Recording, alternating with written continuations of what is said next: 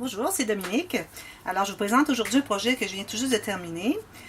J'ai fait les deux vidéos juste avant celle-ci. Vous allez voir comment couvrir une boîte banale que vous achetez à votre magasin de dollars pour en faire une jolie boîte vraiment solide.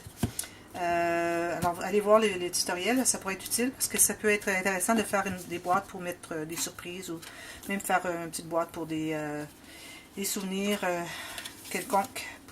N'importe quel sujet. Ça peut être pour bébé, etc. Bon. Alors, j'ai utilisé ici les cartes de 10 cm par 15 cm et les petites cartes de notes aussi de la collection débutante. Ici aussi, les papiers que j'ai utilisés pour faire le matting des cartes et des cartes en dessous, ce qu'il y a à l'intérieur, et aussi pour faire la boîte. C'est de la collection de Preserve Paper de DCWV. Et celles-ci sont de Prima. Alors ici, ce que j'ai fait, j'ai mis un morceau de coton fromage que j'ai teint au café, un petit doily de papier, j'ai mis un morceau de carton derrière la carte ici. Alors quelqu'un peut faire un journaling ici s'ils veulent. Et je ne sais pas si vous pouvez voir, sur le coton fromage, j'ai collé des petites mini-étoiles. Ces étoiles sont des étoiles naturelles, c'est-à-dire qu'elles viennent du centre d'une fleur séchée. C'est que ma mère avait dans sa maison une plante, elle croyait que c'était un jasmin, paraîtrait-il que ce ne serait pas le cas. Mais bon, je tente de savoir ce que c'est exactement. Je pourrais toujours le mettre dans un commentaire si jamais quelqu'un veut le savoir. Alors, ce sont des petites fleurs. Ici, vous voyez la petite fleur et il y a l'étoile au centre. Les fleurs, ça fait comme 25 ans qu'elle les a. Les pétales peuvent craquer, mais au moins l'étoile, elle, est bien solide. Et j'ai mis quelques fleurs de Prima, et voilà. Ici, j'ai mis du bling que j'ai acheté à mon magasin de dollars, tout le tour ici. Alors, on ouvre la boîte. Et à l'intérieur, on a des cartes. Alors, vous voyez la boîte. Alors, j'ai couvert la boîte, mais en plus, j'ai ajouté un morceau de carton de poids moyen, comme j'utilise pour faire les couverts d'album. J'ai couvert de papier et j'ai fait comme une doublure à l'intérieur. Ça solidifie la boîte. Alors, la boîte ne bouge vraiment pas. Parce qu'avant, elle était un peu mollasse. Puis alors là, elle est parfaite. Alors, premièrement, ici, la première carte. Alors, c'est des cartes, mais ce sont surtout des cartes interactives. Alors, j'ai fait comme si j'avais un album que je faisais. Le même principe, bon, avec l'espace, c'est une page enveloppe, pochette. Et on reliait d'un côté, on avait l'accès de l'autre côté pour mettre des cartes. Alors, moi, ce que j'ai fait, c'est que j'ai fait une carte qu'on a accès des deux côtés. Celle-ci est un petit peu serrée. Simplement un papier cartonné avec de l'encre autour. Et puis, ça fait des cartes interactives. Alors voilà, ici, j'ai un aimant.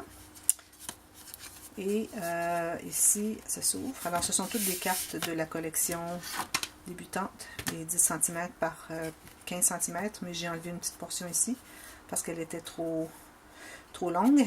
Mais j'aurais pu faire mes cartes un peu plus petites, parce que ici, je voyais qu'il y avait un espace de plus de chaque côté, mais j'ai dit, bon, c'est correct. Je voulais les faire qu'elles rentrent bien. Je ne voulais pas qu'elles soient trop petites dans la boîte. Je voulais que ça ne se promène pas trop comme ça. Alors, ici, on ouvre. Alors, un espace photo ici. Alors, vous voyez ici, ce sont tous des papiers de Preserve Paper.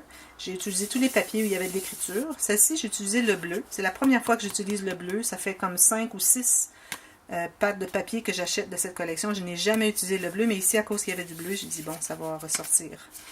Mais sinon, je ne l'utilisais jamais. Je trouvais qu'il n'y avait aucun papier qui coordonnait avec. Alors, ici, on a une filière de 4 enveloppes. 4 enveloppes, excusez. On n'a pas de S à 4. Et derrière la filière, on a une petite carte. Comme ceci. On peut mettre une petite photo, ou journaling. Ferme comme ceci. Derrière, encore un aimant. Photo, journaling, photo, journaling, pochette ici. Photo et deux petites fleurs. Ici et à un autre endroit aussi, je vais vous montrer, je n'ai pas couvert de papier à l'intérieur parce que je trouvais qu'il y avait beaucoup de papier et que c'était pas nécessaire. De toute façon, les gens vont mettre une photo ici, donc 4 par 4 ou 10 cm par 10 cm. Alors, j'ai décidé de ne pas toutes les couvrir. Alors, c'est la première. La deuxième ici. Alors, on ouvre avec le ruban ici. Et c'est tout simplement, alors on ouvre comme ceci. On ouvre la flappe comme ceci. On ouvre encore comme ceci. Et encore une fois, comme ceci. ça paraît très difficile de dire, mais comment a-t-elle fait pour faire toutes ces flaps? C'est incroyable. C'est tout simplement un carton en long comme ça que j'ai plié et que j'ai maté des deux côtés. Alors, des fois on peut impressionner avec très peu de travail. Ici j'ai des pochettes, alors les pochettes qui vont jusqu'au côté et jusqu'en bas. Ceci va jusqu'au fond. On peut mettre d'autres photos. On attache ceci. Ici c'est l'enveloppe. Alors voilà comme ceci. On peut faire un journaling ici si on veut. Ici une flap avec pochette encore une fois, photo. Ici on a une petite cascade latérale, encore ici je n'ai pas couvert l'intérieur. C'est l'espace pour photo et journaling. Mais j'ai bien pris la peine d'ancrer, de vieillir les papiers. C'est la raison pour laquelle on ancre les contours des papiers, c'est pour donner un aspect vieillot. Et celle-ci je l'ai faite. La prochaine. Alors ici, on a encore un aimant. J'en ai mis deux. Non, j'en ai mis un. C'est l'autre côté, j'en ai mis deux. Un autre. Alors ici, encore un espace. Et puis, toutes les parties où vous voyez où c'est uni, le matting, c'est du papier qui est cartonné, texturé. J'avais un pad avec toutes sortes de couleurs, toutes des couleurs terre. Alors j'en ai profité parce que ça coordonnait vraiment bien avec cette collection. Ici, comme ceci. Et deux petites flaps. Alors c'est ça le papier.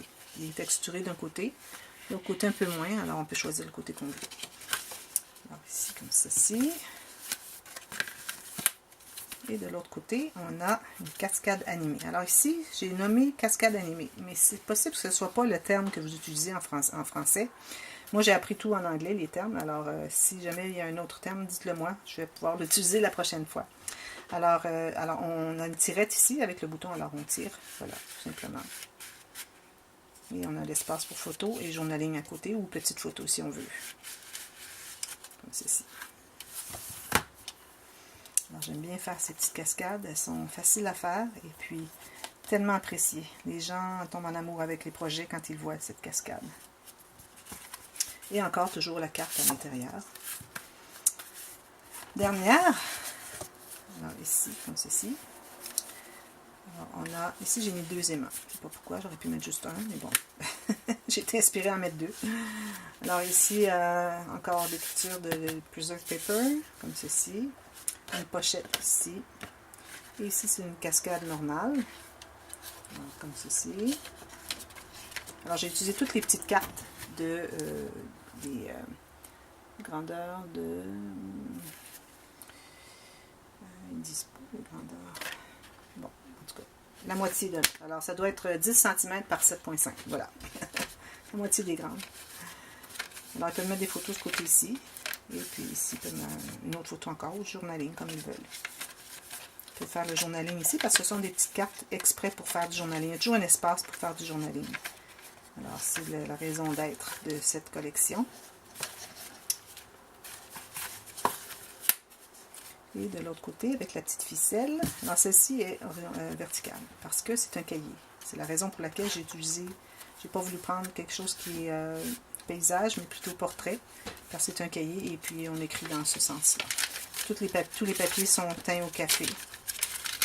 Alors ça fait un petit espace pour faire du journaling plus intense dans ce projet. J'aime bien avoir un espace pour cela, parce que je trouve que parfois, les espaces de journaling qui sont dans avec les photos ne sont pas suffisants quand on veut raconter une histoire. Bon. Parfois, on a vécu une expérience et puis on n'a pas suffisamment d'espace à côté des photos. Alors, quand quelqu'un voit que dans l'album, il y a un espace pour faire un journaling plus intense, bien, ils apprécient beaucoup. Alors voilà, c'était mon projet. J'espère que vous avez aimé. Si vous avez aimé, vous pouvez cliquer sur le petit pouce en l'air. Si vous n'avez pas encore, vous n'êtes pas encore abonné à ma chaîne, vous pouvez le faire maintenant. Il y a des tutoriels, comme ceci, il y avait le tutoriel comment couvrir la boîte. Il y a aussi des vidéos de partage de projets comme celui-ci. Et puis, si vous avez des questions, vous avez l'avantage d'avoir des réponses. et parfois une vidéo pour vous expliquer la réponse. Alors, le moindrement qu'il y a quelque chose que vous aimeriez faire, une technique que vous ne comprenez pas ou vous avez une question quelconque, dans le meilleur des possibilités que j'ai de vous répondre, alors je le fais. Et puis, ça me fait super plaisir. C'est gratuit, profitez-en. Et puis, on se revoit bientôt. Merci, à la prochaine. Bye bye.